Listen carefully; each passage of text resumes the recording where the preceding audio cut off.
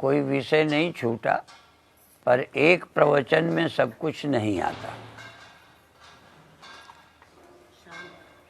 तो एक उदाहरण हम अक्सर देते हैं कि यदि डीजल की कमी हो तो डीजल घट गया कार में, लेकिन पता चलेगा ड्राइवर को, और व्यवस्था भी ड्राइवर को ही करनी पड़ेगी, कार नहीं व्यवस्था करेगी। इसी तरह ड्राइवर को भूख लगे तब भी पता ड्राइवर को चलेगा, कार को नहीं चलेगा। ड्राइवर को नींद आए तो भी ड्राइवर को पता चलेगा। तो अधिक जिम्मेदारी ड्राइवर की है।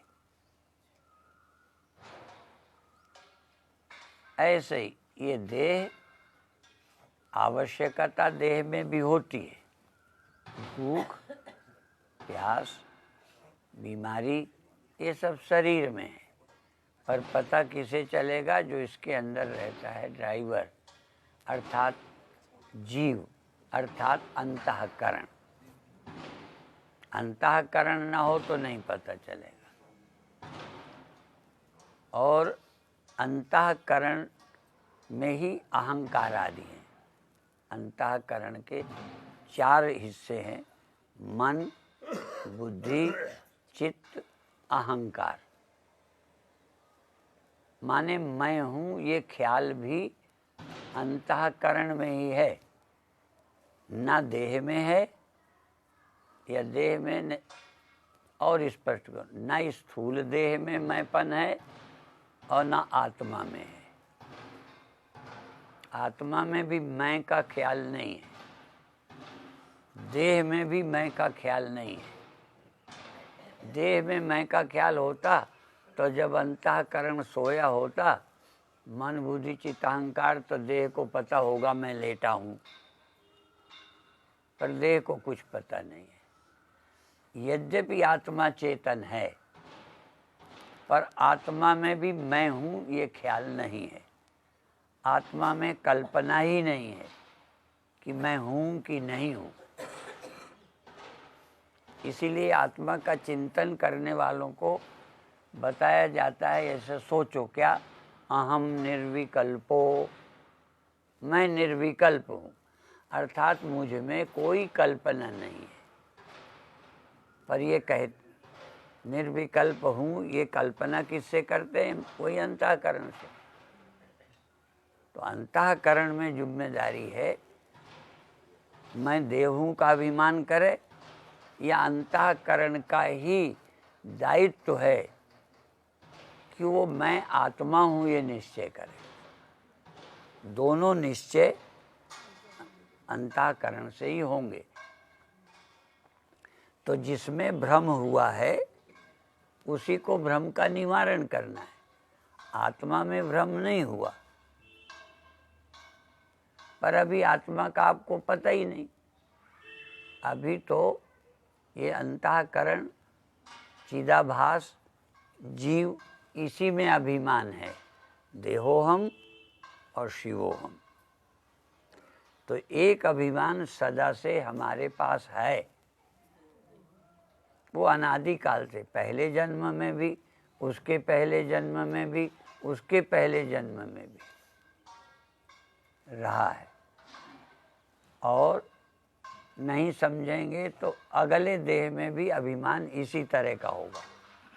देह कोई हो, देह बदल सकता है, मनुष्य का हो सकता है, पशु का भी हो सकता है, पर इस देह में मैंपन रहेगा। पर सब शरीरों में मैंपन होते हुए, देहाभिमान होते हुए, इस देह हूँ अभिमान को मिटाने की क्षमता किसी देह में नहीं है, मनुष्य देह के अतिरिक्त। इसलिए सब ग्रंथों ने, विश्व भर ने मनुष्य को श्रेष्ठ कहा है, मनुष्य जन्म को श्रेष्ठ कहा है। जबकि कुछ बातों की दृष्टि से सबसे बुरा है मनुष्य का शरीर। उसके लिए तो दोहे कविताएं बना रखी हैं कि हाथी के दांत के खिलौने बने भांत भांत। हाथी के दांत के खिलौने बनते हैं, आदमी के दांत के, और बकरी की खाल के मशक बन जाती है। गेंडा की खाल सिपाही रखते हैं, आदमी की खाल किस काम की है? माने कई मामलों में जानवर अच्छे हैं। किसी के दांत काम आ जाते हैं, किसी की चमड़ी काम आ जाती है, और तो और गंदगी गोबर काम आ जाता है। आदमी का तो ये भी काम का नहीं है। ठीक है, तो इस तरह सोचे तो आदमी में बहुत कमियां हैं। और आदमी की ही और समस्या, बकरी की बच्ची का क्या होगा, कहाँ ब्याह करेगी, कोई चिंता नहीं है। जितनी विवाह की चिंता है, ऐसा कोई हमें आदमी नहीं मिला जो या तो अपनी लड़की की शादी की बात पूछता है या लड़के की। जानवर को जरूरत ही नहीं पड़ी। ठीक है, और जानवर जैसे जो आदमी है वहाँ भी जरूरत नहीं है। एक अर्थ में, जैसे मैंने बुरा कहा, मैं यदि किसी देश का नाम लूँगा तो अच्छा नहीं लगेगा। कई देश में जानवर जैसे लोग हैं, उनके माँ बाप को भी शादी की चिंता नहीं है, कहीं ना कहीं कर लेते हैं, किसी के साथ रह लेते हैं जैसे जानवर। क्योंकि मान्यता विहीन समाज है। जितना ही समाज मान्यता विहीन होगा वो जानवर होगा। जानवर ही है जिसमें कोई मान्यता नहीं है।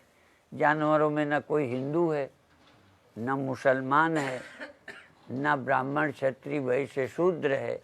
जानवर सब जानवर हैं। इसलिए ये बीमारी जानवर में नहीं है।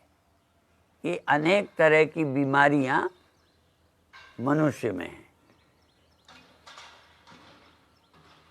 जबकि ये भी किसी प्रयोजन से ये हमको बताया गया होगा, व्यर्थ नहीं है, लेकिन चिंता है। अभी करोड़ों लोग हैं जिन्हें मुक्त होने की चिंता नहीं है। कहते जरूर हैं कि मुक्ति मिल जाए, पर मुक्ति की चिंता नहीं है, मुक्ति चाहते भी नहीं है। पर ऐसा हमें कोई आदमी नहीं मिलता जिसे घर की चिंता ना हो, जिसे बच्चों की चिंता ना हो, पत्नी की चिंता ना हो, पति की ना हो। और नहीं है तो चाहे जहाँ रहें, जानवर कहीं भी रहते हैं। तो मनुष्य जानवर जितना भी निश्चिंत नहीं है।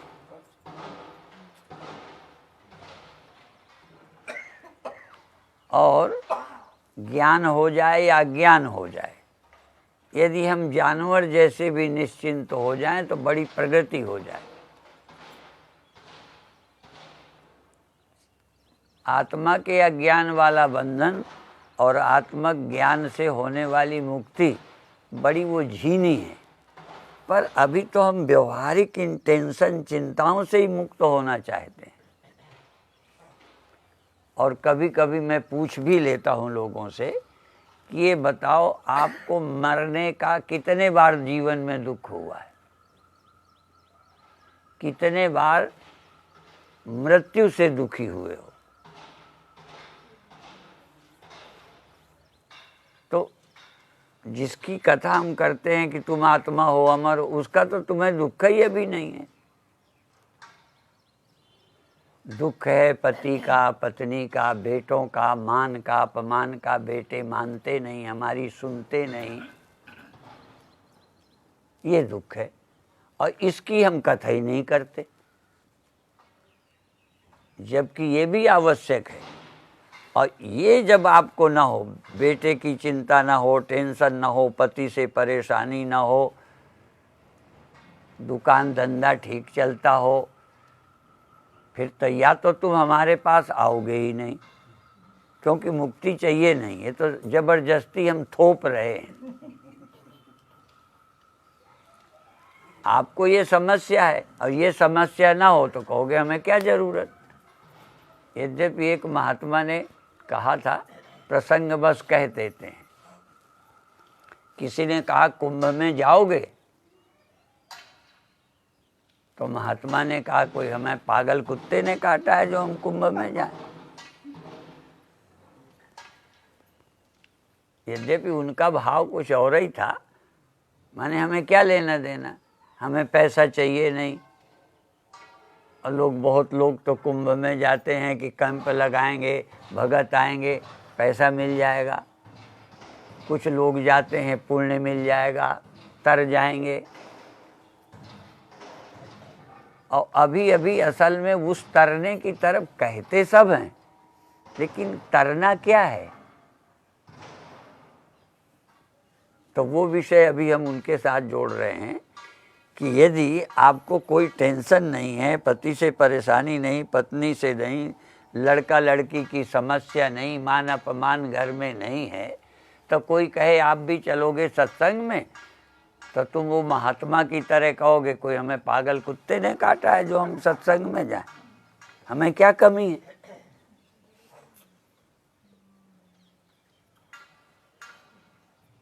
सच्चाई है, सोचो। तो नास्तिकों के भी बड़े अच्छे सूत्र हैं, वो यही कहते हैं यावत जीवेत सुखम जीवेत ऋणम कृत्वा घृतम पीवेत भस्मीभूतस्य देहस्य पुनरागमनम कुता। वो ब्रह्म नहीं जानते, अविनाशी नहीं जानते, नासी तो जानते हैं। कहते ठीक है खत्म हो जाएंगे तो क्या दुख है, कहते मौत से रहो। तो अभी तो हम नास्तिक भी नहीं हैं, कम से कम जैसे नास्तिकों का वर्णन है वैसे नास्तिक भी नहीं है। कहते मौत से रहो। अब मौत से कहाँ रहते हो। डेल कार्नेगी की एक किताब यही है, चिंता छोड़ो सुख से जियो। वहाँ ब्रह्म की चर्चा नहीं है, चिंता छोड़ो सुख से जियो। ये क्या आसान है। और चिंता छोड़ो सुख से जियो के लिए ये कथा है कि आपको नरक की भी चिंता ना हो, स्वर्ग की भी कामना ना हो, मरने के बाद क्या होता है कोई प्रश्न ही न रहे, जीते जी भी कोई टेंशन ना हो, तो जीवन मुक्त है। इसलिए कई लोग ये कह देते हैं ये चाहे ज्ञान से हो जाए चाहे अज्ञान से ही हो जाए, पर ऐसा हो तो जाए। और इसी कारण से हम कभी कभी संसारी लोगों का दोहा बोलते हैं। अब वो किसका है, मुझे कबीर साहब का है, किसका है, वो कहते हैं सुखिया सब संसार, सब में आप नहीं हैं। ये सब वाले जिनमें वो लक्षण हो वो हैं। सुखिया सब संसार कौन, जो खावे और सोवे, कमाता है, खाता है, सो जाता है, चिंता मुक्त है, उनको कहा है। अभी आप तो उसमें भी नहीं हो। सुखिया सब संसार खावे और सोवे, दुखिया दास कबीर जागे और रोवे। थोड़ा जो समझदार है वो दुखी है।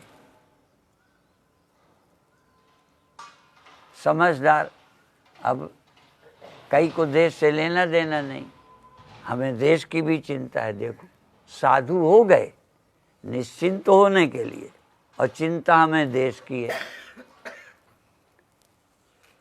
50 साल वाला देश कैसा होगा, 50 साल बाद इस देश का मालिक कौन बन जाएगा, ये सब देशवासी प्रेम से रहेंगे कि नहीं रहेंगे। तो लोगों को तो अपनी भर चिंता रहती है। ये साधु ही हैं ऐसे जिन्हें जाने कहाँ की चिंता सता रही है।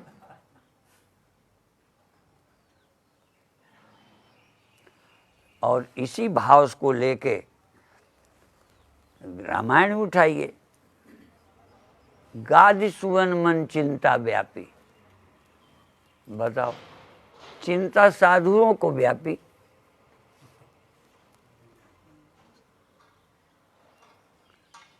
ये गायत्री परिवार से आए हैं।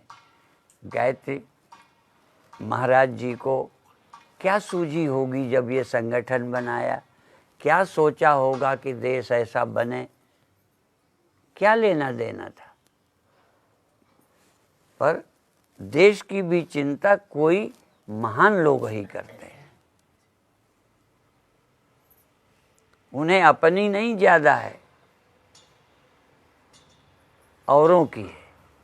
और साधु के लक्षण भी यही है, निज परिताप द्रवय नवनीता। निज परिताप द्रवय नवनीता। मक्खन उस हंडी का पिघलता है जिसके पास आग होती है, वो तपता है तो पिघलता है। उस हंडी वाले को आग रख दो और ये पिघल जाए, नहीं होता। पर साधु कौन? जो दूसरे के दुख से द्रवित होता है। देश का दुख है, समाज का दुख है, किसी व्यक्तियों का दुख है, पशुओं का दुख है, पक्षियों का दुख है, उनका दुख नहीं देख सकता। और ये नकल नहीं है, नहीं देख सकता। बाद में तो पंथ भी बन जाते हैं, पंथ भी बन जाते हैं, उसके अनुयायी वही करने लगते हैं। पर एक समय जैन धर्म का जब जन्म हुआ होगा, चींटी न मर जाए ये भी चिंता थी, कीड़ा न मर जाए चलने में।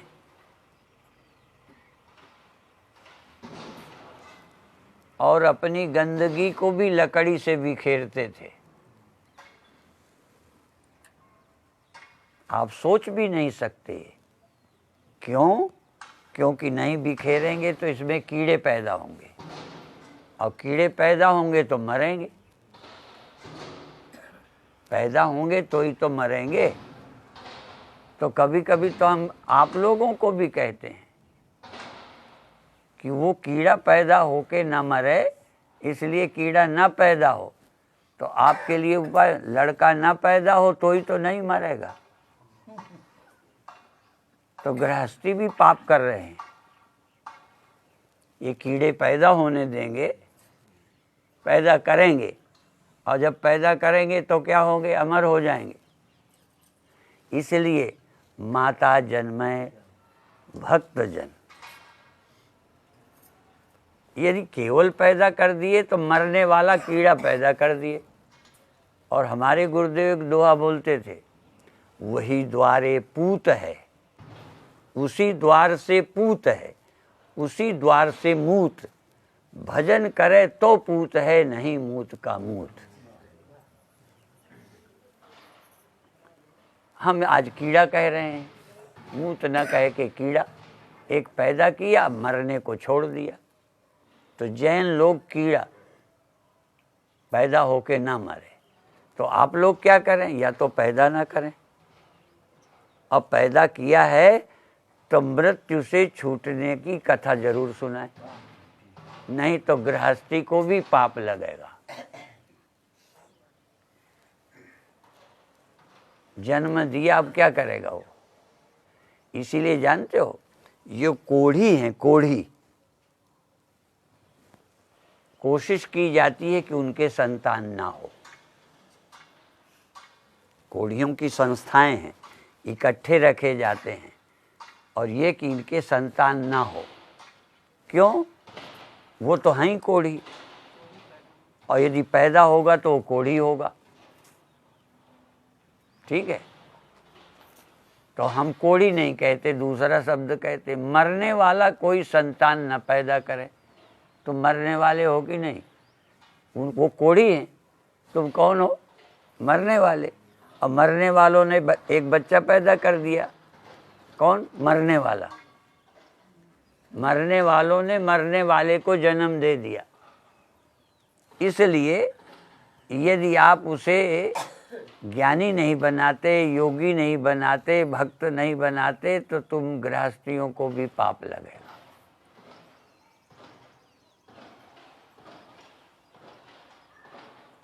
अब तुम तो हो, चलो गृहस्थी हो गए, अब हम आगे बढ़ गए, साधु हैं, ठीक है, साधुओं के लिए भी है क्या कि चेला बना लिया। तुमने तो पैदा कि हमने चेला बना लिया, सत्संग वो करता नहीं। तो किसी गुरु के चेले बन के भी तुम ना स्वास्थ्य का ध्यान रखो, ना सत्संग करो, तो अच्छे गुरु के चेला बन के भी क्या मिला तुम्हें?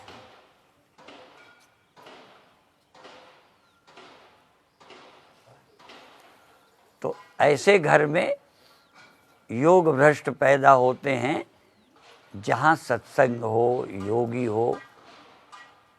भगवान ने कहा ऐसे कुल में जन्म होता है यदि पहले कल्याण ना हो, लगन थी पर पूरी यात्रा नहीं हुई, बीच में शरीर छूट गया। अब वहाँ से आम आदमी अर्थ करेगा, यदि कम पढ़ा हो तो योग भ्रष्ट का अर्थ करेगा जैसे कोई साधु भ्रष्ट हो जाए, पर वहाँ ये अर्थ नहीं है। वहाँ योग भ्रष्ट का मतलब है वो योग मार्ग पर चल रहा था, शरीर छूट गया, लक्ष्य तक नहीं पहुँचा। वो अगले जन्म में ऐसे जगह पैदा होगा जहाँ उसे ज्ञान प्राप्त हो, जिससे यात्रा पूरी हो जाए। तो हम अगले जन्म में जो होगा होगा, इस जन्म में इस रास्ते पे चल पड़े हैं तो क्या करें? योग भ्रष्ट न होना पड़े, अर्थात पहुँचे बिना शरीर न छूटे। पहुँच जाए तब शरीर छूटे, ये कोशिश करो, इतनी लगन हो जाए। जैसे बच्चों को परीक्षा के पहले तैयारी करने का मन होता है कि हमारा एक साल खराब ना हो, तो एक जन्म हमारा खराब ना हो, इस जन्म में हम यात्रा पूरी कर लें, फिर शरीर छूटे। पहुंच जाएं पहले, शरीर छूटे बाद में, और शरीर छूटे पहले पहुंचे हैं नहीं तो आप खराब नहीं हो, चल तो रहे हो, पर शरीर पहले छूट गया, इसलिए आपका नाम होगा योग भ्रष्ट। पति तो हो गए ये भाव नहीं है, ये अर्थ नहीं है कि तुम साधुता से गिर गए, गिरे नहीं, पर शरीर गिर गया, पहुँचे नहीं हो। इसलिए फिर अगले जन्म में भगवान आपको ऐसी जगह जन्म देंगे।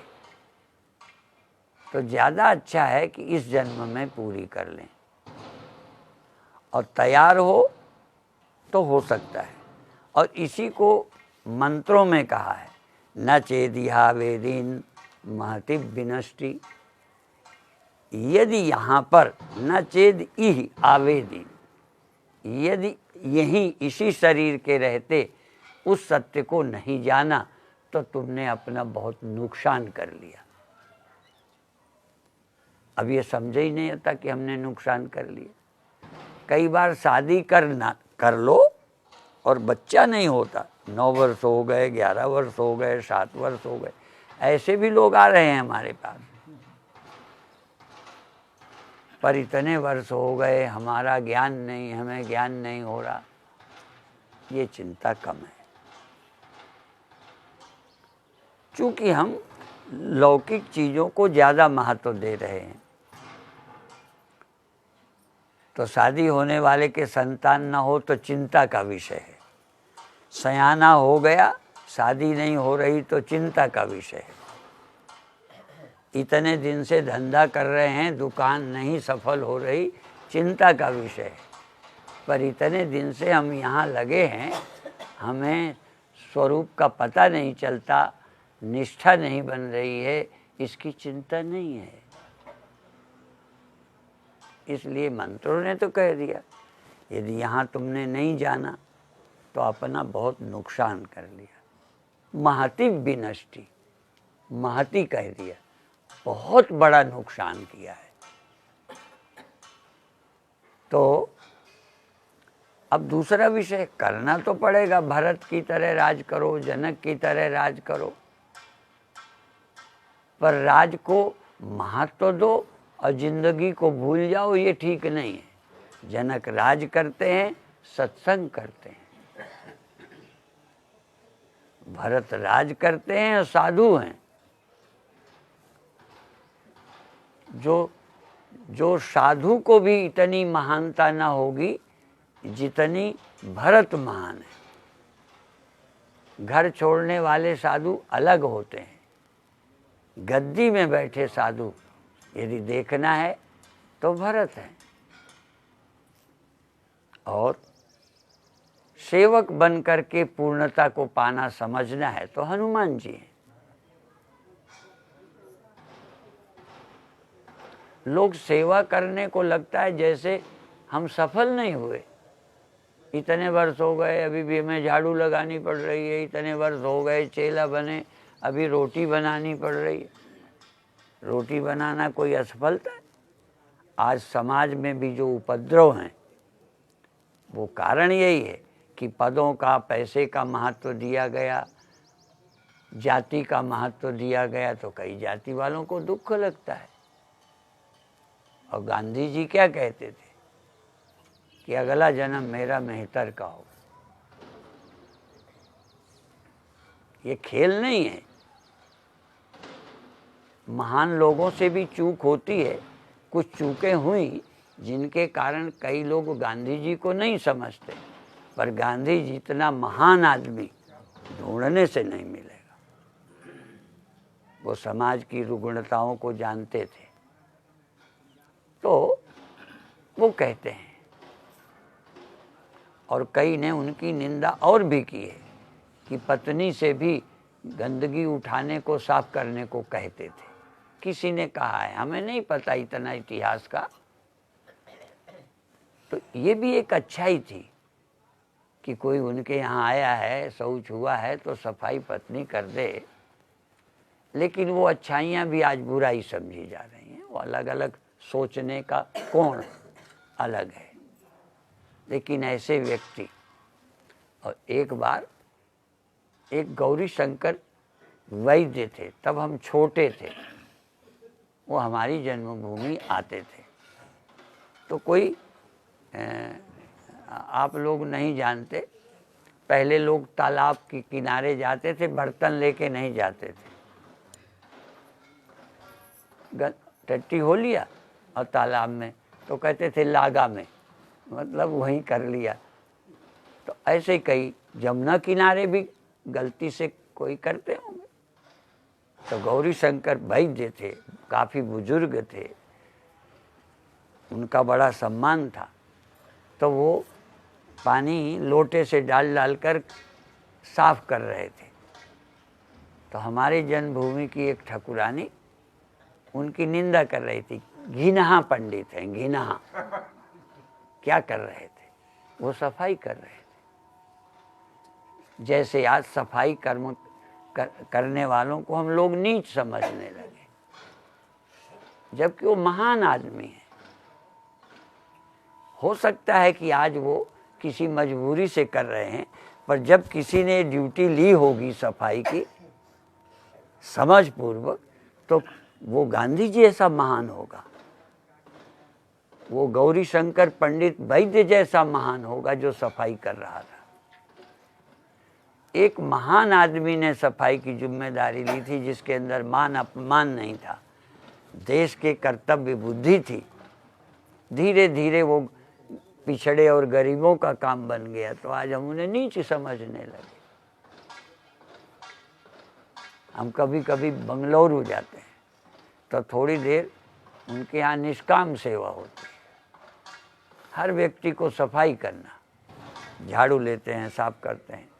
तो कभी कभी हमारे साथ सूर्यकांत जी गए तो वो सफाई करते थे आश्रमों में। ऐसे ही एक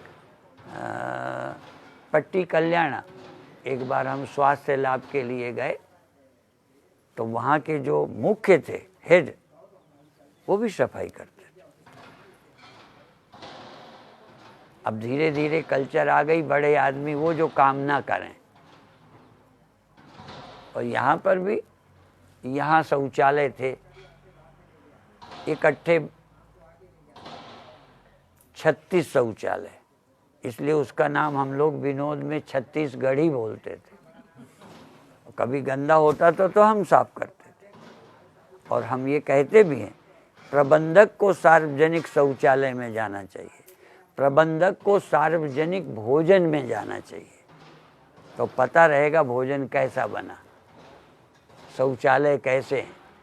जब हमको अलग से बन के आ जाएगा तो भोजन कैसा है पता ही न चलेगा, शौचालय कितने गंदे हैं पता ही न चलेगा।